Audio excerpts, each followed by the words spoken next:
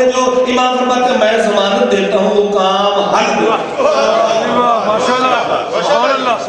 میں یہ چاہتا ہوں کہ آپ کو قرآن کے فوائد بھی ملنا شروع ہو جائے۔ آپ جو پیر دنیا کے ہیں جو بیچارے خود گناہ گار ہیں قرآن نہیں پڑھنا آتا ہے ان سے تعویذ نہ لے، جو خود قرآن ہے اس کے دروازے پہ جھکو اور یہ جہالتوں کو، اپنے شک کو، شبہات کو، پریشانیوں کو، اپنے گھر میں ایوے ہی جنات کو جو گھسا رہے ہو پریشانوں سے دور ہو جاؤ اور قرآن کے دربار میں آ جاؤ، چاہے وہ قرآن ناطق ہو چاہے وہ قرآن ثابت ہو۔ اور ہمارا تو یہ عقیدہ ہے کہ اگر قرآن پہاڑوں پر نازل ہو جائے تو پہاڑ ریزہ ریزہ ہو جاتے، تو قرآن کی وہ کاپی ہوگی جو تاج کمپنی سے بنی ہوئی ہے یا معراج کمپنی سے بنی ہوئی ہے یا فیروز سنز نے وہ چھاپی ہوئی ہے یا ہندوستان میں وہ چھپی ہوئی ہے یا امریکہ کی آکسفورڈ یونیورسٹی میں انگلستان کی آکسفورڈ یونیورسٹی والوں نے چھپا کے رکھی ہوئی ہے۔ نہیں، وہ قرآن کون سا ہے؟ اگر تیرا رجب کے شب کو وہ قرآن کعبے کے سامنے جا کر کے نازل نہ ہوتا اور دیوار نہ پڑتی تو دنیا کو پتہ نہ چلتا۔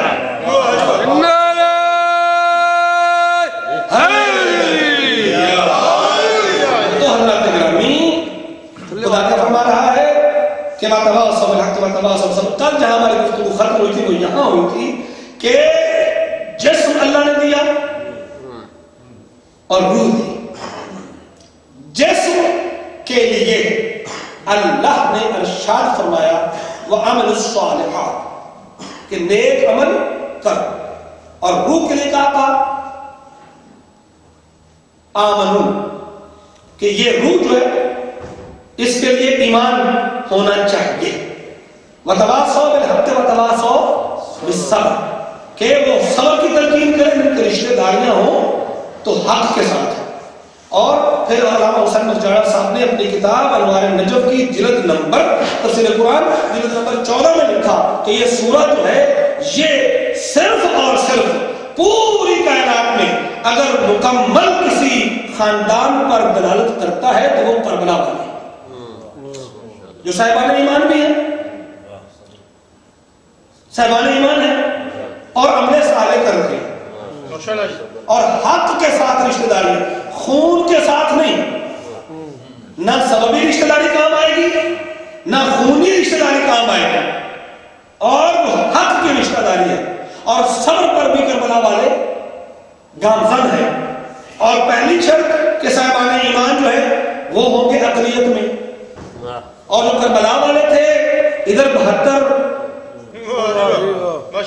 اور دوسری طرف کم از کم 30,000 اور زیادہ 9 لاکھ تک بھی ہے، لاکھ تک بھی ہے، 2 لاکھ بھی روایت ہے، ٹھیک ہے؟ تو 30,000 بھی اگر 72 کے مقابلے میں ہو تو 1% بھی نہیں بنتا، تو اقلیت ایمان میں۔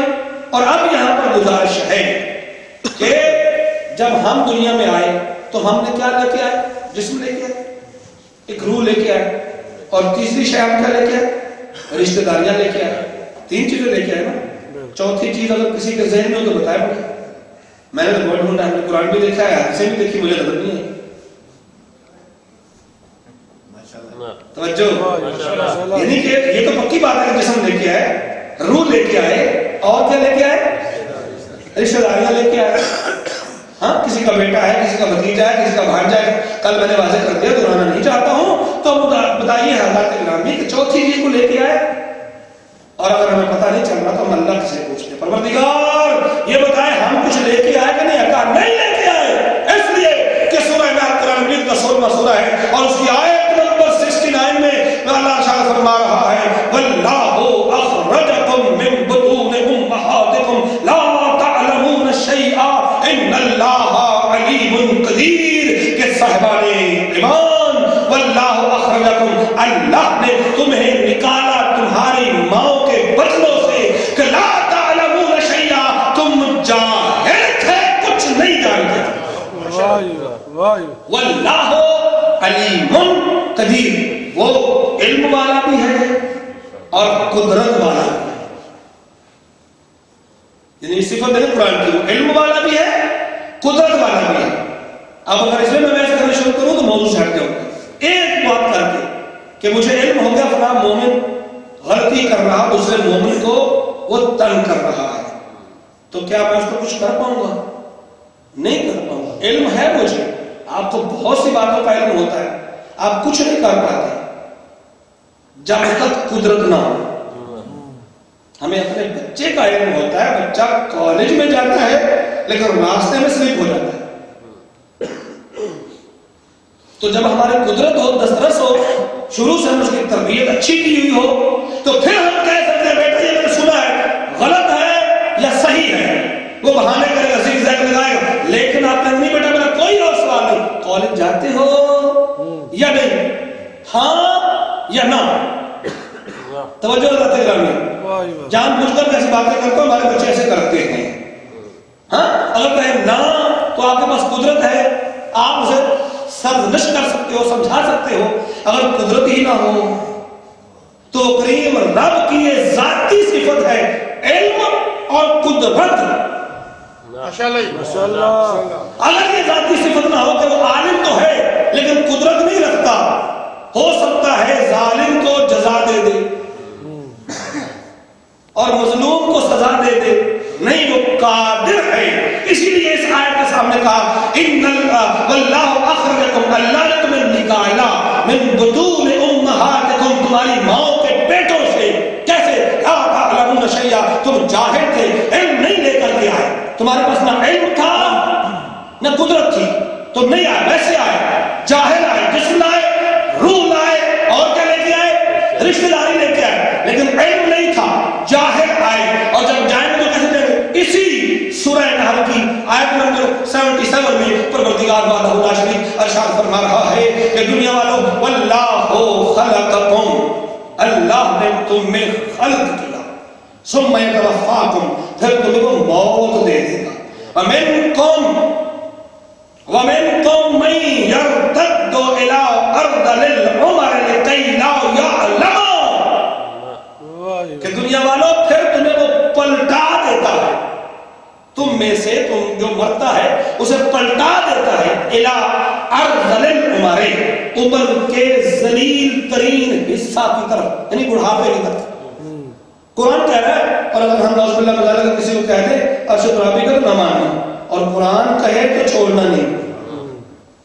الی ارذل العمر، عمر کے ذلیل ترین حصے کی طرف اللہ پلٹا دیتا ہے، کیوں؟ لکی لا یعلم، تم کچھ نہیں جانتے تھے۔ جب بڑھاپا ہو جائے پھر جاہل ہو گئے۔ اور اگلا لفظ وَجَعَلَ لَكُمُ السَّمْعَ وَالْأَبْصَارَ وَالْأَفْئِدَةَ، اللہ فرما رہا میں نے تمہیں قرار دیا صاحب بصیرت، میں نے تمہارے لیے کان پیدا کیا اور میں نے تمہارے لیے دل پیدا کیا، لَعَلَّكُمْ تَشْكُرُونَ، تاکہ ان تینوں چیزوں سے تم میرا شکریہ ادا کرو۔ ماشاءاللہ ماشاءاللہ، قرآن ہے، قصہ نہیں، ناول نہیں، کہانی نہیں، قرآن کہہ رہا ہے۔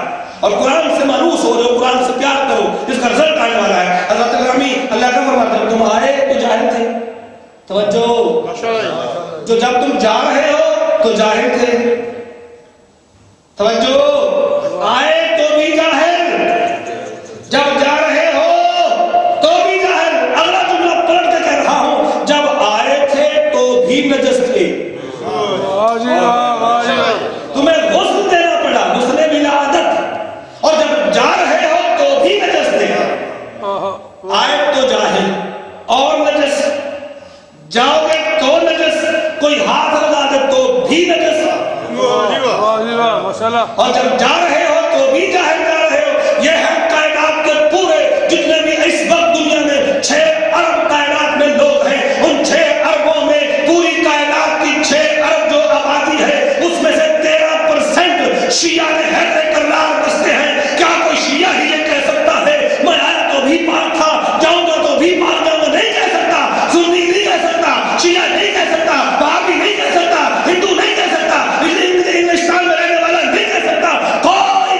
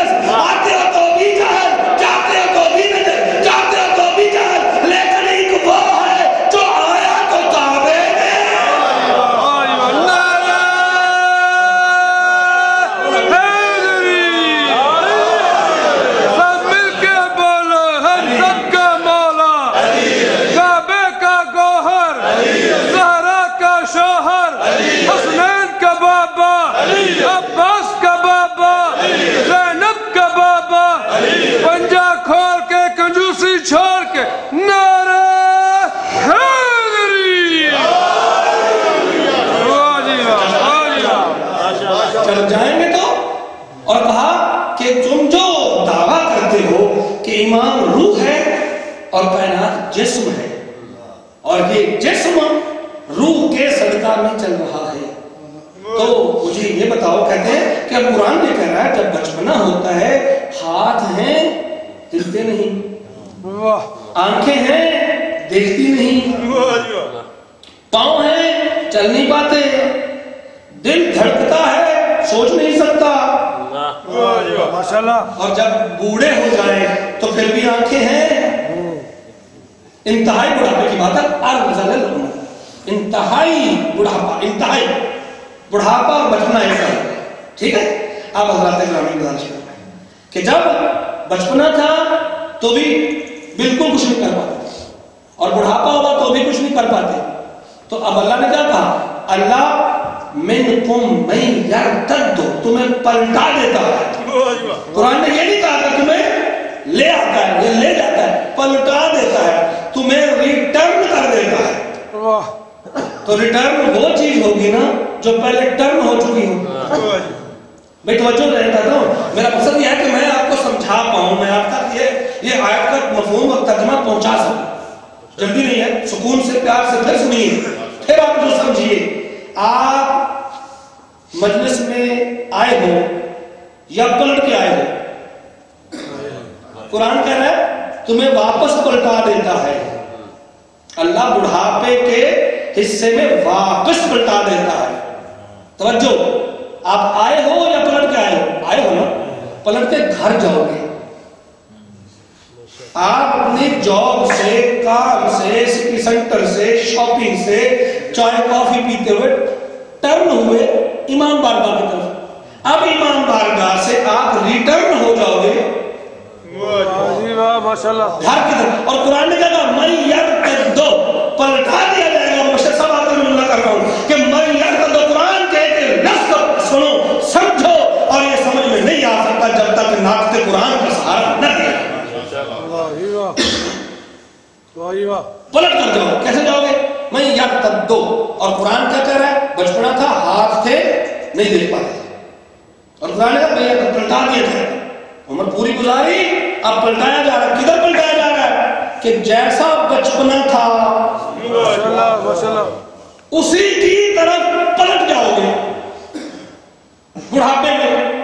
یعنی یہ تو نہیں کہہ سکتا خدا نے لے جائے گا، کیونکہ خدا نے کہا پلٹ جاؤ گے۔ کہاں پلٹ جائیں گے؟ جہاں پہلے تھے تو پھر واپس جائیں گے۔ بچپنے میں ایسے ہی تھے، آنکھیں تھیں دیکھ نہیں سکتی، کان ہے سن نہیں سکتے، باپ بھی اٹھا رہا ہے پہچان نہیں، ماں اٹھا رہی پہچان نہیں۔ اور یہی وجہ ہے کہ جو لوگ اپنی گودی سے کسی دوسرے کو بچہ دیتے ہیں تو بچپنے میں دے دیتے ہیں کہ اس کو پتہ نہ چل سکے اصلی ماں باپ کون ہے، تاکہ اسے سمجھ میں نہیں ہے، ٹھیک ہے۔ اور تم ہو کہ پوری کائنات کے بچے، پوری کائنات کے انسان، ان کا بچپنا بھی جہالت میں اور ان کی بڑھاپا بھی جہالت میں۔ توجہ چاہوں گا، اور بچپنا بھی کمزور، بڑھاپا بھی کمزور، ہاں۔ اور یہ ہمارے اوپر اعتراض ہے جناب، اب وہ جو تمہارا امام آئے گا، میں لوگوں کا کال بولتا ہوں، تمہارا جو امام زمانے جو پردہ غیبت میں ہے، جب وہ آئے گا تو وہ 255 ہجری میں دنیا سے چلے گئے تھے، اب ہے 1400 کتنی 32، تو یہ 22 تو وہ بن گئے، ٹھیک ہے، 22 سال وہ بن گئے اس میں سے کم جو ہے، اور باقی 1222 سال کے بعد اگر وہ ابھی آ جاتے ہیں، اور جو اس وقت عاشورہ 10 محرم پڑھ رہا ہے، کب؟ جمعے کو، اور یہ روایت ہے معصوم کے آنے کی، اس دن یوم عاشورہ ہوگا، 10 محرم ہوگی، اور امام کا ظہور ہو جائے گا، اور یہی وہ سبب ہے اس روایت کو ملانے کے لیے اور اس کی تصدیق کے لیے کہ جب آخری امام جو حق کا مہدی ہوگا وہ آئے گا، اور آنے کے